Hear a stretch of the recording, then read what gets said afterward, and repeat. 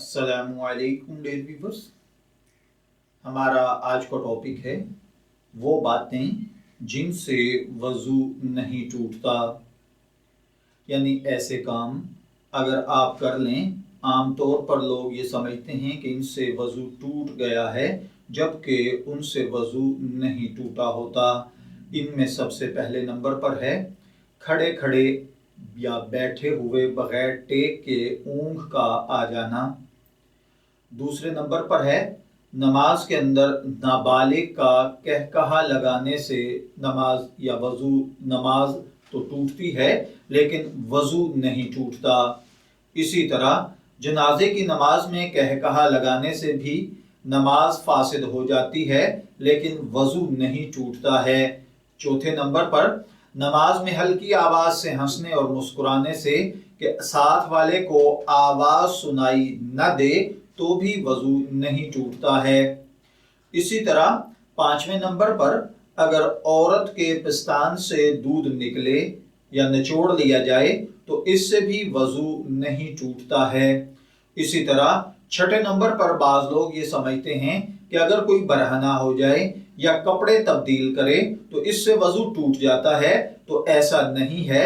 सतर खुल जाने से, कपड़े चेंज करने से, बरहना या नंगे होने से वज़ू नहीं टूटता।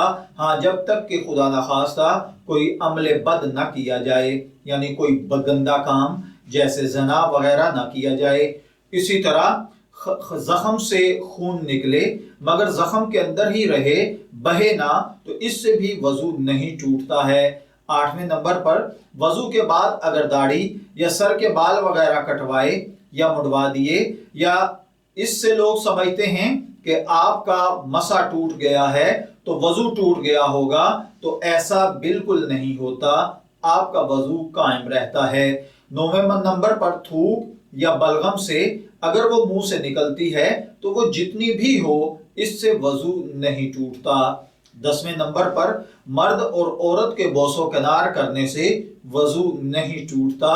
11वें नंबर पर कान, नाक या मुंह से कोई कीड़ा निकले तो इससे वज़ू नहीं टूटता।